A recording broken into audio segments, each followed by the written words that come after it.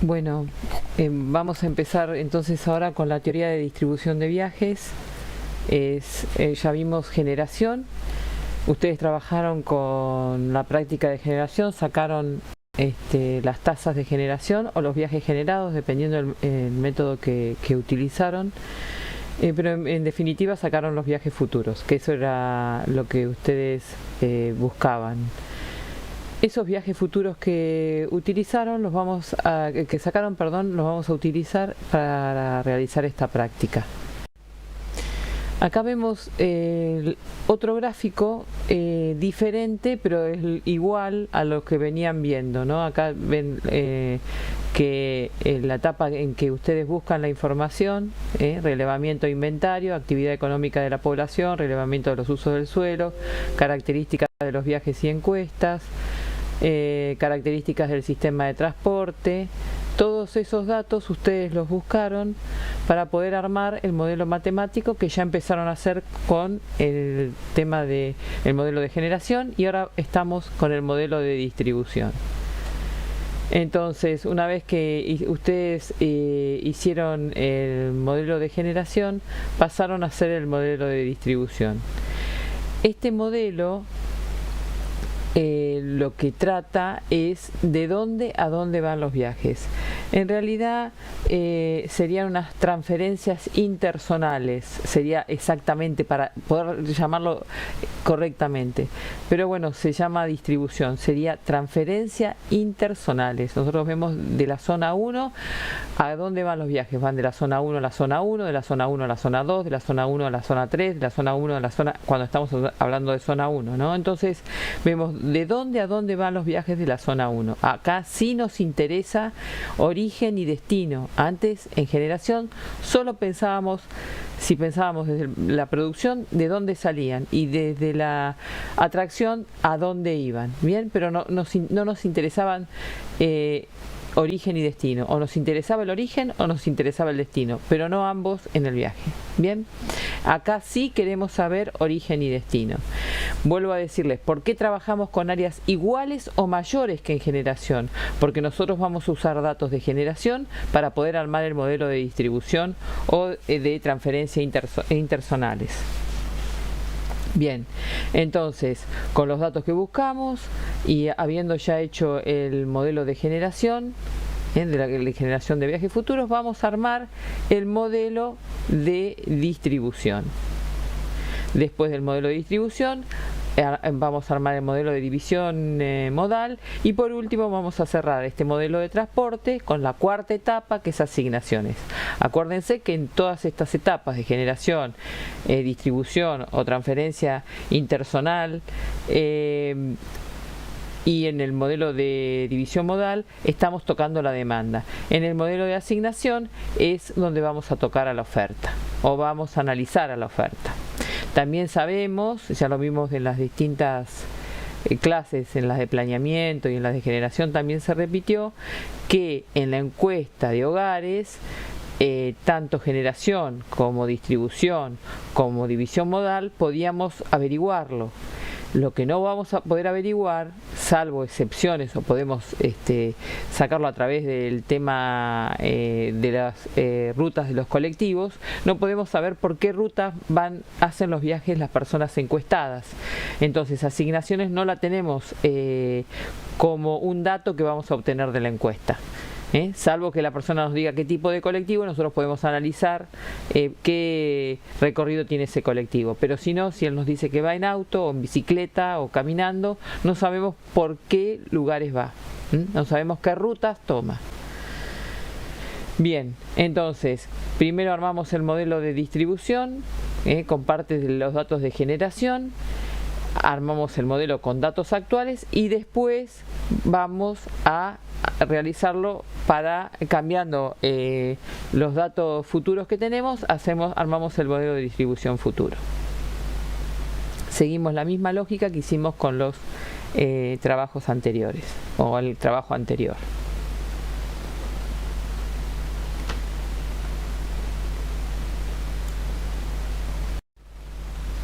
Acá la práctica, este formato ya lo tenemos muy conocido, lo vimos en prácticas, lo vimos en teorías, que es mucho más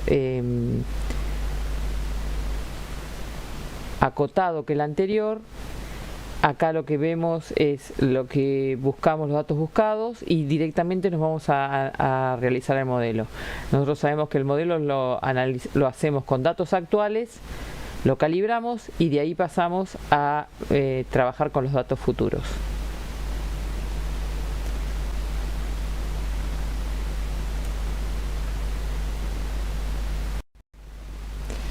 Acá tenemos la definición de generación, que es como la determinación del número de viajes vinculado a una zona de transporte, a un área de suelo, a otra unidad de generación, y son viajes producidos. Habíamos dicho que los viajes producidos o generados, también podríamos decirlo, pero hablamos de viajes producidos y atraídos.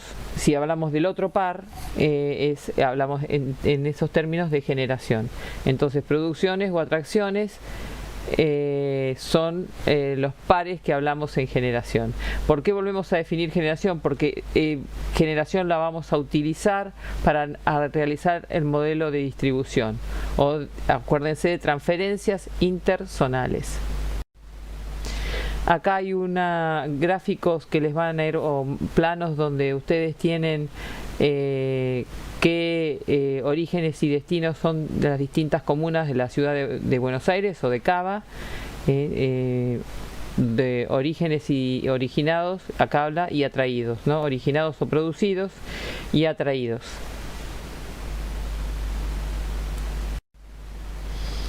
Volvemos a mostrarle este cuadro que es muy fácil de entender. Las cuatro etapas del modelo de transporte: el modelo de generación y atracción, el de distribución que estamos viendo ahora, división modal y asignación. Entonces acuérdense, los tres primeros estamos atacando la demanda, el último ataca la oferta, los tres primeros los podemos deducir de la encuesta de hogares, el último no.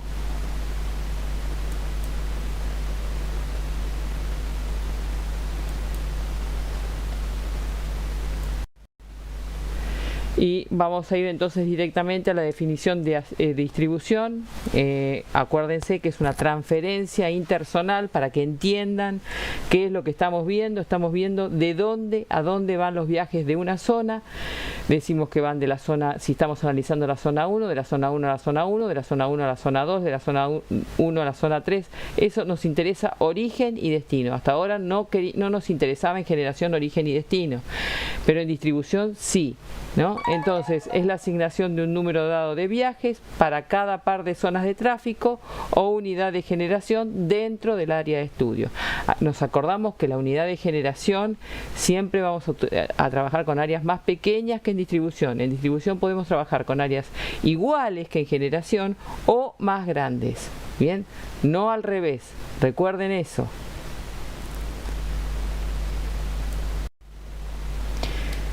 Bueno, lo que vemos que entonces en la etapa de distribución tenemos una cantidad de viajes producidos y atraídos por una zona que fueron calculados en la etapa anterior. Eso ya lo vinimos diciendo en las diapositivas anteriores. También sabemos que en la etapa de distribución de viajes se realizan las matrices de origen y destino. Entonces en estas matrices de origen y destino ustedes tienen en cada una de las celdas cantidad de viajes por unidad de tiempo, por hora, por día, depende cómo realicen ustedes la matriz. Entre las zonas, siempre acuérdense que siempre estamos hablando del área de estudio. Cuando ustedes me preguntan qué estamos calculando, qué viajes, siempre dentro del área de estudio, que es lo que nos interesa. Entonces también lo que nosotros estamos obteniendo, estas matrices, nos van a servir para continuar con los modelos que siguen, que sería división modal y asignación. Acá tienen una matriz que me gustaría que se queden un ratito mirando esto, si pueden detenerla grabación y mirar la matriz ustedes. Fíjense, en este caso tenemos, acá son los ascensos y esta, o sea, las filas son los ascensos a las estaciones que ustedes tienen marcadas. y las columnas son los descensos. Bien, entonces, si nosotros queremos analizar la estación Miserere 11, los ascensos, decimos, bueno, en Caballito ascienden 950 personas, en Flores ascienden 1891 personas, en Floresta ascienden 1388 personas. Esto, fíjense en el periodo que está tomado. Y también fíjense el tema de los descensos. Voy a la misma estación, 11 Miserere, en Caballito, donde habían ascendido 950 personas, descienden 750. Bien, en este sentido leemos los descensos, en este sentido leemos los ascensos. Entonces, las filas tenemos ascensos, columnas tenemos descensos. Si ustedes van sumando, fíjense en estas columnas finales tenemos los pasajeros ingresados y los pasajeros salientes. El total acá muestra que tenemos en estas estaciones no relevadas dice 0 y los ingresados, y en las estaciones no relevadas dice que hay salientes 5.082 pasajeros. Analicen la tabla, mírenla. Si tienen dudas, me preguntan, pero es fácil de entender. Bien, entonces, ustedes acuérdense, es pasajeros, en las columnas tenemos a los pasajeros que descienden y en las filas tenemos los pasajeros que ascienden a cada una de las estaciones. Esta es una matriz de origen y destino del ferrocarril Sarmiento.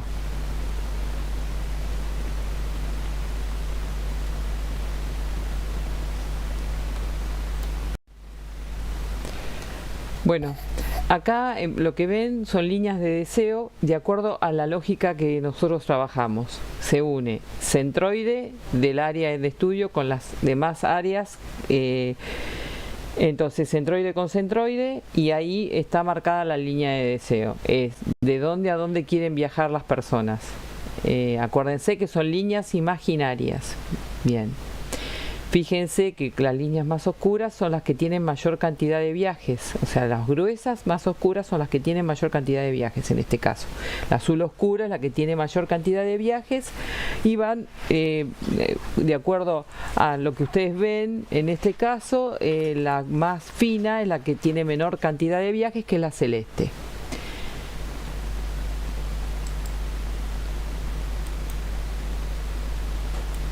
Bien, entonces este centroide de Buenos Aires unido con Vicente López, esta es la línea de deseo, fíjense, azul oscuro, mayor cantidad de viajes. Después une Vicente López con San Isidro, ahí tenemos la segunda línea de deseo más importante, que es la violeta.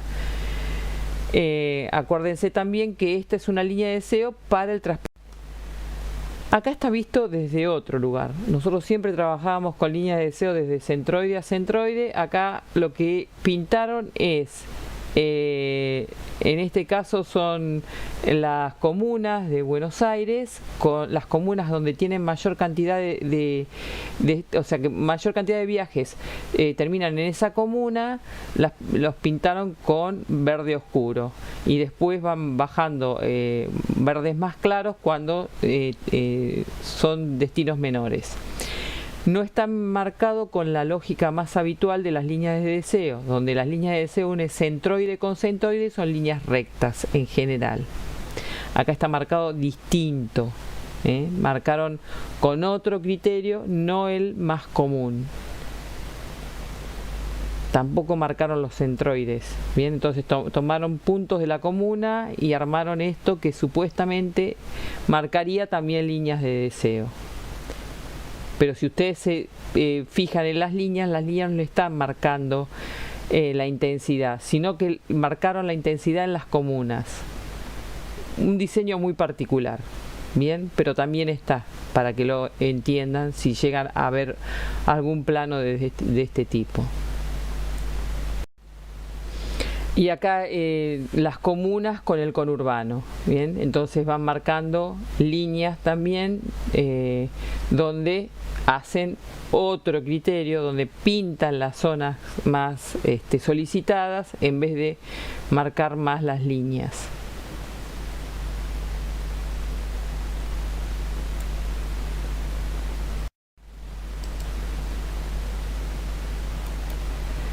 Bueno, ahora vamos a empezar directamente con los procedimientos matemáticos para hallar la distribución. Hay distintos tipos de modelos, lo podemos definir en dos grandes grupos: los modelos análogos o métodos de factor de crecimiento, donde tenemos el factor uniforme y el factor promedio. Estos los vimos también en generación, son muy similares, y acá se incorpora el método Fratar y el método Detroit.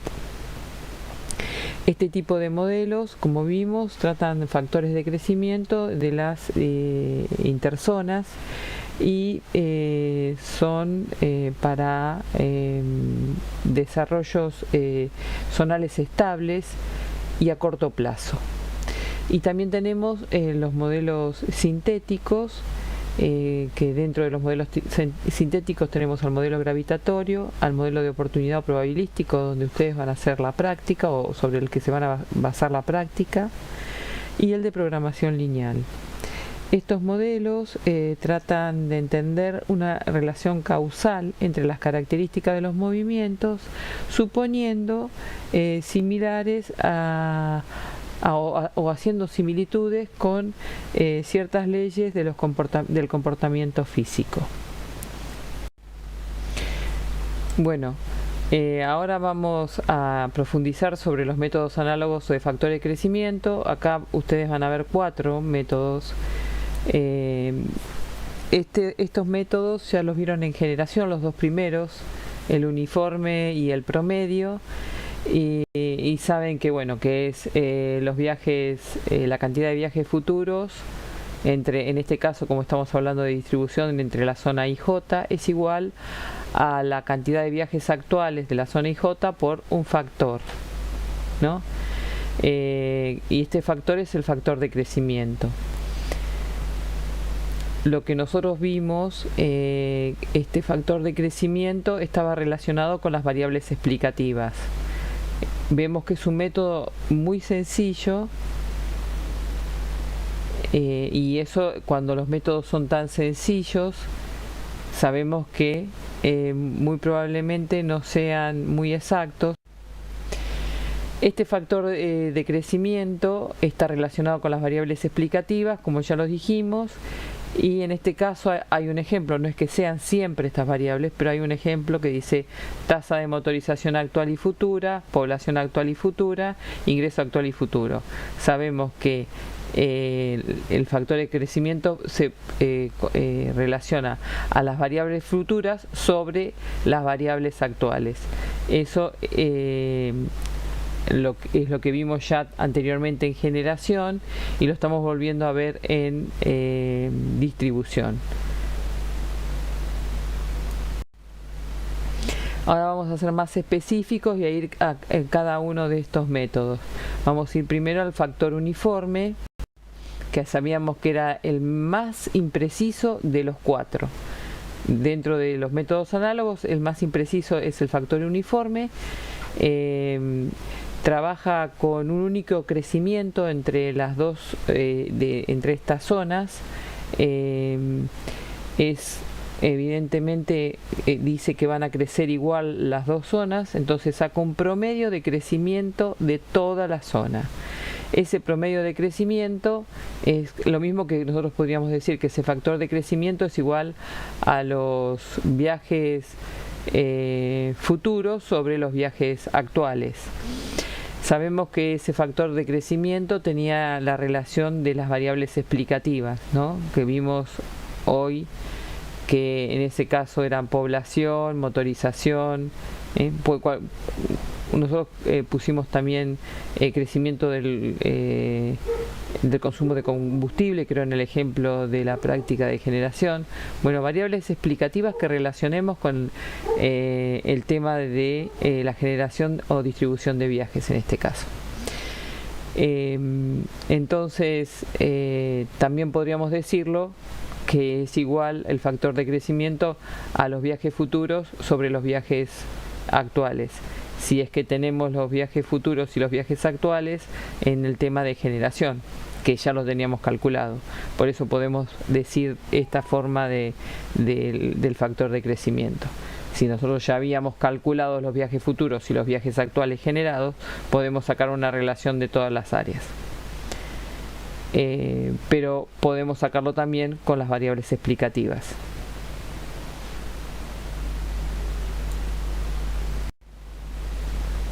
En el caso del factor uniforme, vemos que como conclusión que es un método muy simple, pero obviamente al ser tan simple es el menos preciso.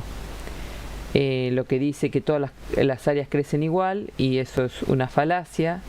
No necesariamente las áreas evolucionan de la misma manera que toda el área general, o sea, las zonas no van a evolucionar de la misma manera que toda el área general. Y bueno, hay varias críticas más hacia este método,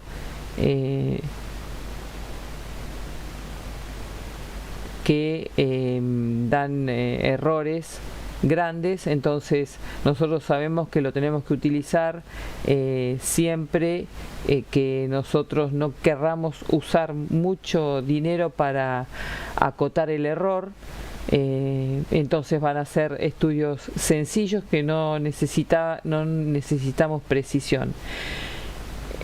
Nos acordamos dos cosas. Esto es un método muy poco preciso. A su vez, si lo usamos sabemos que es a corto plazo, que no podemos trabajar a largo plazo con este método, y también que las áreas tienen que ser estables, por la poca precisión que tiene este método. Entonces tienen que ser estudios que no sean detallados. Tienen que ser estudios simples que querramos tener una aproximación. Ahora vamos a pasar al método del factor promedio, que es muy similar al del factor uniforme, pero trabaja con un factor promedio de las áreas y no con el crecimiento del área total.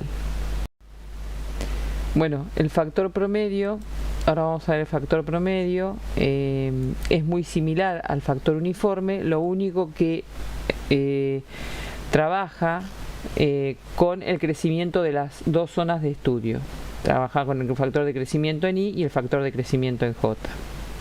Acá las relaciones de la variable I y el factor de crecimiento I y el factor de crecimiento J están en función, hablando de los viajes generados en I futuros sobre los viajes generados en I actuales. Y el factor de crecimiento en J es los viajes, en realidad tendría que ser los viajes atraídos en J sobre los viajes, los viajes atraídos en J futuros sobre los viajes atraídos en J actuales, para sacar los factores de crecimiento de ambas áreas. Como son pares, son iguales, pero no necesariamente los pares son exactamente iguales, ¿no? Los pares producidos y atraídos se equilibran en todo el área de estudio, pero en las distintas zonas pueden no estar equilibrados. Entonces acá lo que vemos es que trabaja con los crecimientos de ambas áreas, lo que hace que sea un poco más preciso, pero igualmente son bastante inexactos estos métodos. Bien, entonces vemos la diferencia con el anterior, es que trabaja con los factores de crecimiento de ambas áreas. Si yo trabajo con el área 1, los viajes entre 1 y 2, diría que los viajes futuros de 1, 2 van a ser los viajes actuales entre 1, 2 más el factor de crecimiento en 1, perdón, pon el factor de crecimiento en 1 más el factor de crecimiento en 2 dividido 2. Bien, entonces ahí tendríamos los viajes futuros entre 1, 2. Vamos a pasar al método Fratar, que seguimos hablando siempre de los métodos análogos o métodos del factor de crecimiento. Se basan en el factor de crecimiento.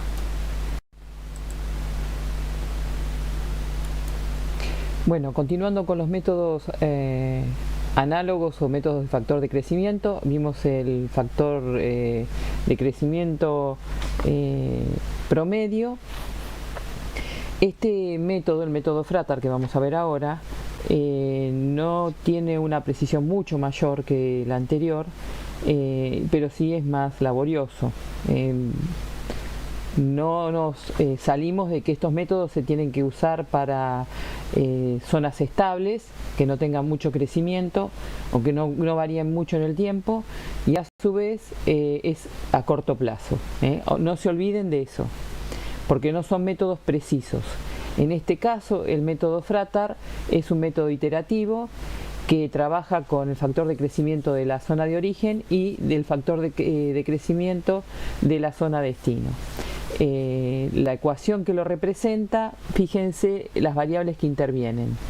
Entonces, los viajes futuros entre el área IJ va a ser igual a los viajes futuros generados en el área I por los viajes entre el área IJ actuales por el factor de crecimiento del área J, o sea, el área destino. Bien, sobre, acá sería la sumatoria de los viajes de IJ por EJ. Entonces sería la sumatoria de los viajes del área I, que es el área de donde salen, al área destino. Esta área de destino va a variar desde J hasta N. Bien, entonces vamos a tomar todas las áreas destino por el factor de crecimiento del área destino. Lo que hace este método que nosotros vayamos iterando hasta llegar a esta tasa, porque lo que vamos a ir variando van a ser los factores de crecimiento. Fíjense que en este caso el factor de crecimiento está puesto con la letra E, nosotros veníamos con la letra F, está puesto con la letra E, pero es lo mismo que F que veníamos viendo de los trabajos anteriores, de los métodos anteriores. Entonces nosotros vamos a ir iterando hasta llegar a estabilizar este factor de crecimiento, y ahí vamos a dejar y tomar esos viajes futuros entre el área y J. Básicamente, ¿qué les tiene que quedar en claro de esto? Que ustedes van a trabajar con los viajes generados que calcularon anteriormente, con los viajes que ustedes obtuvieron de la encuesta de origen y destino entre el área y J, y van a ir iterando distintos factores de crecimiento para llegar al mejor valor, al más estable de los viajes futuros entre el área y J. Los factores que factores de crecimiento que van a intervenir los factores de crecimiento de todas las áreas que atraen a los viajes que salen de I. Bien, porque van a intervenir todos esos factores de crecimiento, y también van a intervenir los viajes no solamente actuales entre el área I y J, sino van a intervenir los viajes que salen de I y que van a las distintas zonas. Eso va a hacer que nosotros vayamos iterando y podremos lograr los mejores factores de crecimiento más estables. Aún haciendo todo este procedimiento, y aún tratando de usar para obtener los factores de crecimiento más de 10 valores o más de 10 variables explicativas, lo que lo hacen es mucho más laborioso, pero la exactitud no se ha logrado tanto como la laboriosidad. Eso lo hizo el Departamento de Ingeniería en Caminos de Estados Unidos, probando mayor cantidad de datos para sacar los factores, pero eso no varió tanto en la exactitud. Sí hizo que sea más sensible, pero no se logró tampoco una buena exactitud de los viajes futuros. Eso fue en el año 62, ¿no? que estuvieron trabajando con tratar de agregar más variables para sacar este valor o F que veníamos diciendo, factor de crecimiento, con el que empezaban, ¿no? Pero volvemos a repetir, estos métodos son a corto plazo y para zonas estables.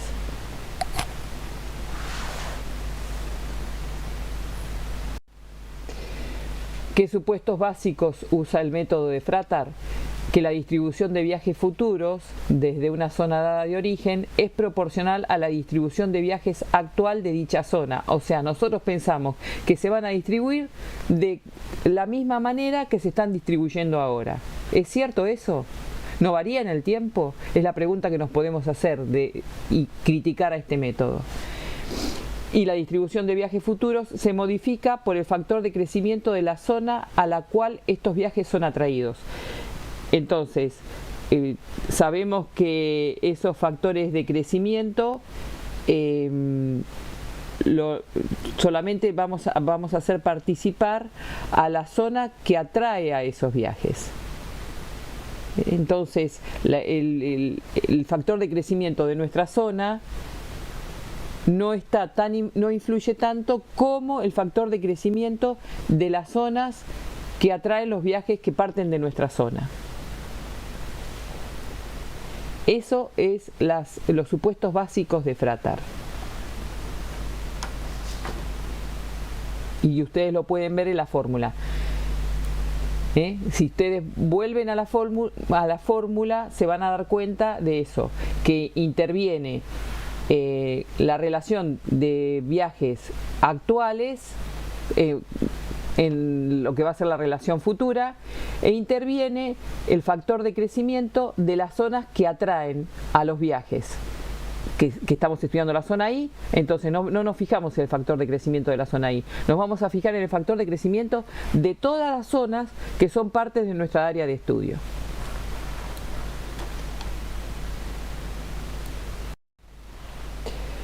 Y ahora vamos a ir al último método análogo o método del factor de crecimiento, que es el método Detroit.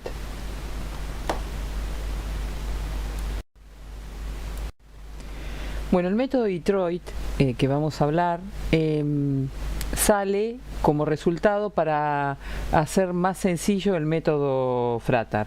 Recordemos que de los 4 métodos que vimos, el método Fratar va a ser un poco más preciso que el resto, entonces porque tiene mayor cantidad de iteraciones y va a llegar a un resultado más aproximado. Este método Detroit es entonces más sencillo. ¿Y qué variables utiliza?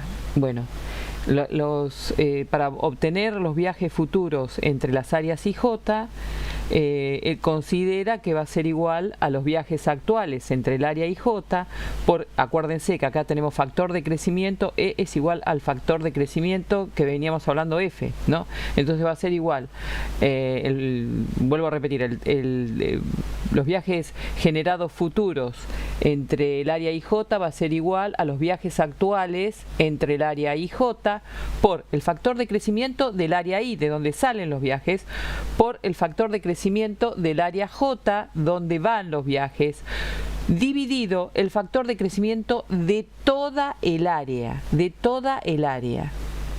¿Bien? Entonces, es un método más sencillo, va a requerir menos iteraciones y va a ser menos preciso que el Fratar.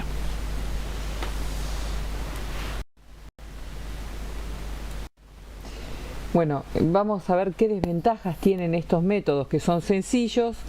Recordemos que cuando los métodos son sencillos, generalmente tienen mucho error y generalmente lo vamos a pensar cuando no tenemos que invertir mucho y no necesitamos datos precisos.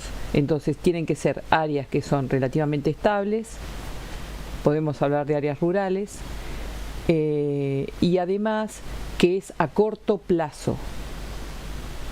Y lo que vamos a señalar en estas desventajas, bueno, acá lo que habla es que la relación de los viajes o la estimación de los viajes interzonales no intervienen ciertas características de la red, por ejemplo, que puede ser la separación física, los modos de transporte disponibles, lo mantiene como algo que se va a mantener en el tiempo. Y que no va a variar, entonces nos está condicionando a los viajes futuros. Por eso hablamos siempre que esta forma de calcular nos dice como que esa zona va a ser estable, que no va a haber cambios de lo que estamos planteándonos ahora. Y también nos habla de que si en alguna de las celdas, porque ustedes se acuerdan que nosotros hacemos matrices de origen y destino, si alguna de las celdas tiene 0 viaje, eso se va a mantener en el tiempo, aunque esa área haya cambiado y que ahora esté generando viajes, o en el futuro pueda generar viajes, mejor dicho. Ahora no los está generando, pero en un futuro los puede generar y nosotros vamos a seguir diciendo que no se generan viajes. Y a su vez no tiene en cuenta los cambios en los usos del suelo, que eso no es muy variable, pero puede suceder. ¿Qué ventajas tiene? Bueno, la principal ventaja que son sencillos y fáciles de programar y aplicar. El método Detroit, sobre todo, nace por lo laborioso que era el Fratar. En ese momento, imagínense, en los años 60, no se trabajaba con computadoras como se trabaja ahora, con mucha mayor precisión. Pero por eso el método Detroit sale para poder mejorar el Fratar. Volvemos a decir entonces que son métodos sencillos y fáciles de programar y aplicar. Estas son las ventajas. Repetimos de nuevo que es predicciones a corto plazo y eventualmente a mediano plazo, cuando se espera siempre bajo crecimiento de esa zona. Por eso decimos zonas que son más estables, más predecibles, o más estables, no predecibles porque puedo predecir que crece mucho, pero estos son crecimientos bajos, entonces son zonas estables y esa condición va a prevalecer para los 4 métodos. El método Fratar es el que podríamos acercarnos más al mediano plazo. Acordémonos que en áreas urbanas complejas el factor de crecimiento se podría usar para predecir los viajes futuros, solamente esos, como que hacer ese nicho de los viajes externos, los que van al cordón externo, los que salen del área de estudio.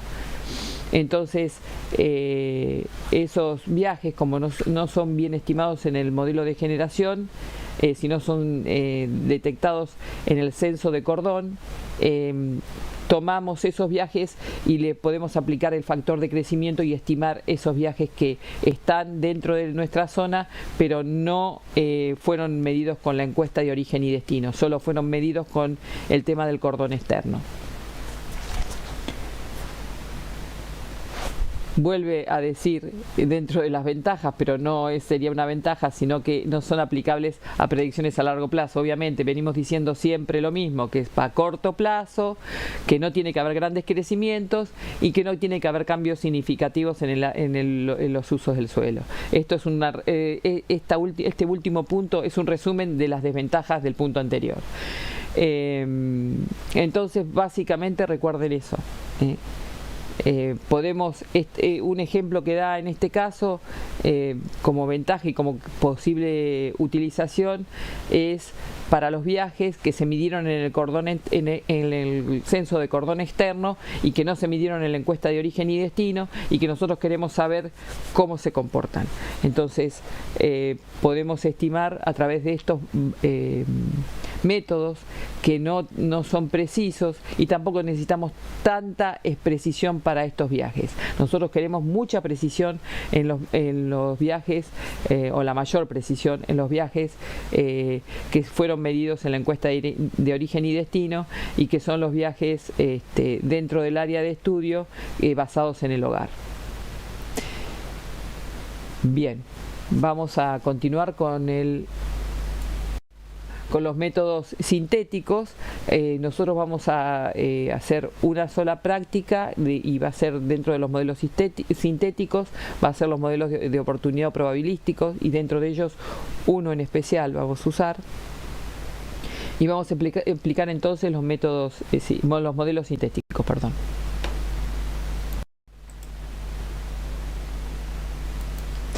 Bueno, dentro de los modelos sintéticos tenemos el modelo gravitatorio, el modelo de oportunidad o probabilístico, que con uno de ellos van a trabajar ustedes en la práctica, y el de programación lineal.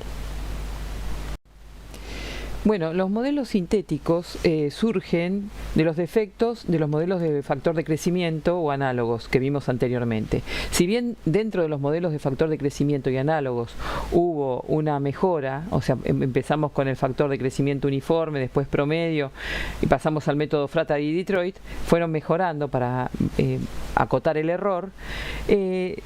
Estos modelos, los sintéticos, se dan cuenta que no se justificaban los viajes. O sea, antes de pensar cuáles van a ser los viajes futuros, tendríamos que entender cuáles son las causas que hacen que se produzcan estos desplazamientos.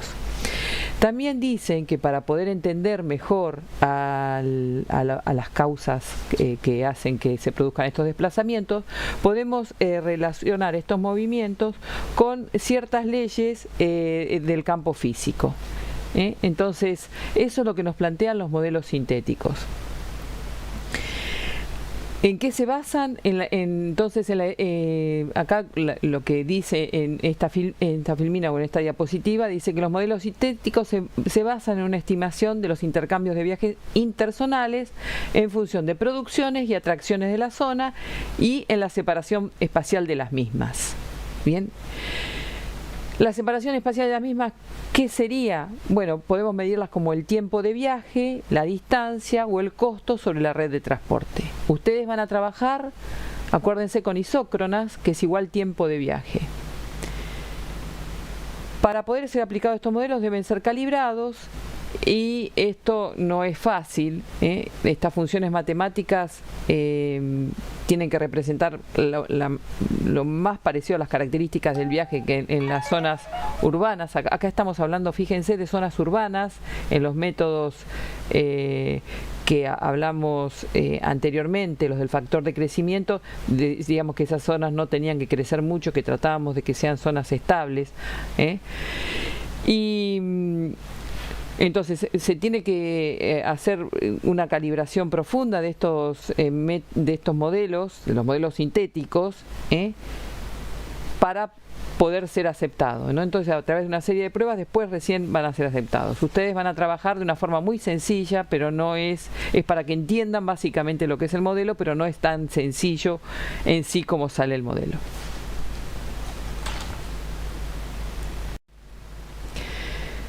Dentro de los modelos sintéticos vamos a hablar de tres modelos, ya los hemos nombrado, pero los vamos a nombrar nuevamente: el modelo gravitatorio, el modelo de oportunidad o probabilístico, en el que van a trabajar ustedes en la práctica, y el de programación lineal.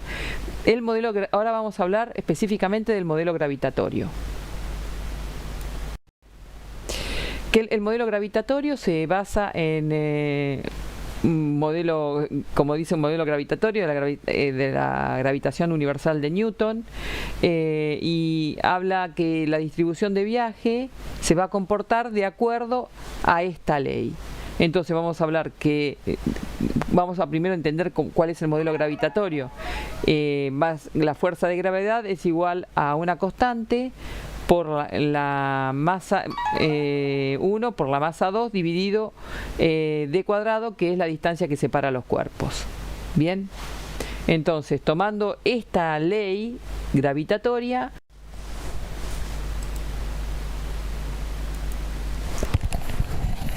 Bueno, ahora vamos a hablar directamente del modelo gravitatorio para transportes. En este caso, suponiendo que la fuerza de atracción son los viajes interzonales, las masas están representadas por las producciones y atracciones de las zonas y la distancia por la separación espacial entre las mismas. Todo esto puede estar medido en unidades de distancia, tiempo, costo, depende las variables representativas o explicativas que nosotros utilicemos. Se puede decir entonces que la cantidad de viajes de personas entre dos zonas es directamente proporcional al producto de las producciones, atracciones y una función de separación espacial. Entonces vamos a mirar la fórmula. Tenemos que los viajes futuros entre I y J es igual a los viajes producidos en I por los viajes atraídos en J por el factor de impedancia entre las zonas IJ por KIJ. Este KIJ en realidad está en el modelo actual de gravitatorio, que es una corrección que vamos a hablar después. Originalmente no estaba en el modelo gravitatorio KIJ. Dividido por la sumatoria desde J1 hasta N de las atracciones en J por el factor de impedancia entre las zonas IJ, que también se llama factor de fricción, y que es en realidad un factor de tiempo de viaje, que es el tiempo de viaje promedio espacial entre las zonas, ¿no? Y de nuevo por este factor de ajuste económico para el par IJ. Este factor de ajuste económico se empezó a utilizar debido a las deficiencias que presentaba el modelo gravitatorio. Originalmente la fórmula del modelo gravitatorio inicial no estaba. Bueno, entonces de esta forma es cómo vamos a obtener los viajes futuros entre las zonas IJ utilizando el modelo gravitatorio. ¿Por qué tuvo que utilizarse la variable K y J para calibrar o mejorar el modelo gravitatorio? Porque originalmente el modelo gravitatorio no tiene en cuenta el tema socioeconómico. Entonces, una de las formas fue agregar esta variable que agrega el tema socioeconómico. ¿Cómo lo podemos explicar?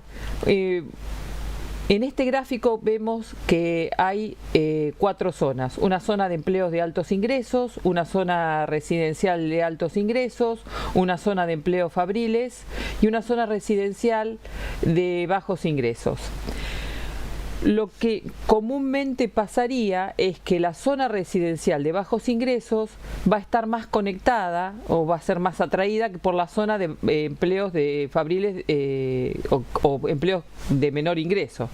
Y las zonas de altos ingresos va a atraer a los viajes de las zonas residenciales de altos ingresos. También va a haber viajes de las zonas residenciales de altos ingresos a las zonas fabriles y también va a haber viajes de la zona residencial de bajos ingresos a la zona de empleos de altos ingresos. Pero van a ser menores. La mayor atracción va a ser de zona residencial de altos ingresos a zonas de empleo de altos ingresos y de zonas residenciales de bajos ingresos a zonas de empleo fabriles. Entonces, eso que está pasando lo tenemos que, porque si nosotros miramos solamente las distancias, eso se nos escapa. Entonces, a través de este coeficiente vamos a corregir, a mejorar el tema de atracciones, porque no es lo mismo una zona de altos ingresos que va a traer a la zona residencial de altos ingresos, aunque la distancia sea igual a una zona residencial de bajos ingresos. Entonces, a través de este coeficiente nosotros mejoramos y calibramos este modelo gravitatorio.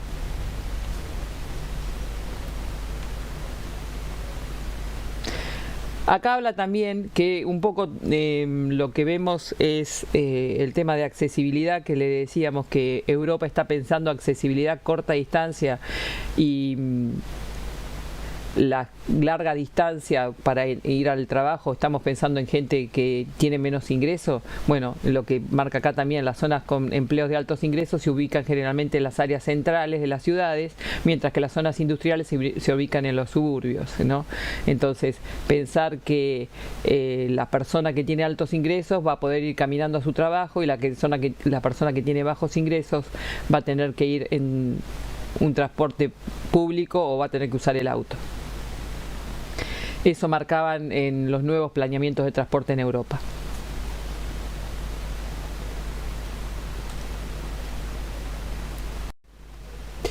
Entonces, volvemos a explicar por qué usamos este factor K y J y decimos que el modelo gravitatorio no tenía en cuenta las variables socioeconómicas de los viajes producidos y atraídos en las zonas de producciones y atracciones, como vimos hoy,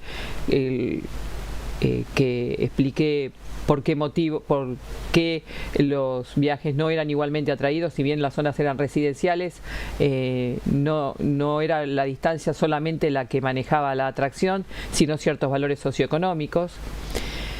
Entonces, lo que vemos es que los viajes basados en el hogar-trabajo también se tienen que ver afectados por este coeficiente K y J, para poder calibrar mejor nuestro modelo sintético, especialmente nuestro modelo gravitatorio. Entonces lo ajustamos más a la realidad que pasa por el tema de la atracción de viajes o la generación de los mismos, ¿no?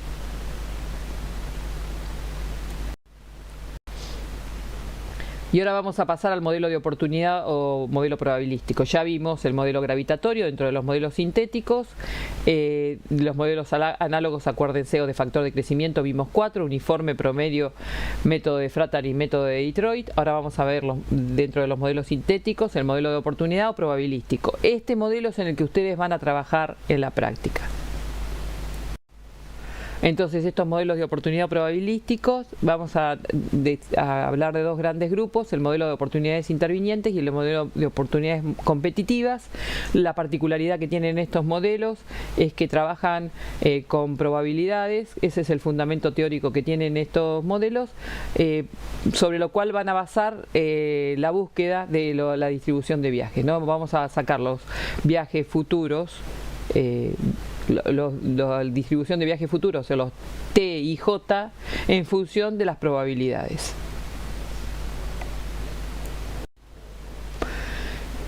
Y dentro de los modelos sintéticos también vamos a poder ver los modelos de programación lineal. Ya vimos el modelo gravitatorio rápidamente, el modelo de oportunidad más rápidamente todavía, que ahora ustedes lo ven en la práctica con profundidad.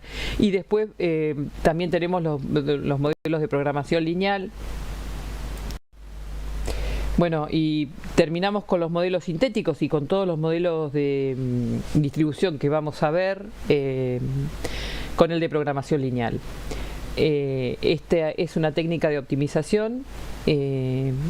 Bajo este método se intentaría resolver el conocido como problema de transportes. Ustedes trabajaron con un modelo de programación lineal en el trabajo práctico 1 con el método Vogel. Es un modelo de programación lineal.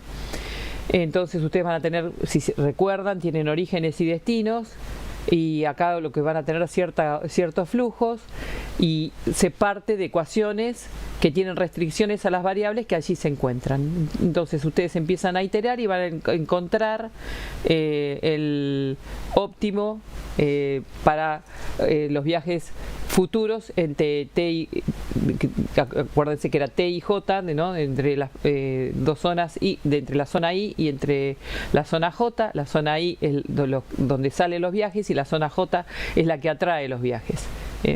Bueno, así que un método de programación lineal ya los conocen, más o menos cómo son las metodologías. Uno de ellos ustedes ya lo hicieron en el TP1 con el método Vogel, que era para ubicar el mejor lugar para las industrias, ¿no? Acá ustedes van a obtener los viajes entre dos zonas. Bueno, esto sería toda la teoría de distribución.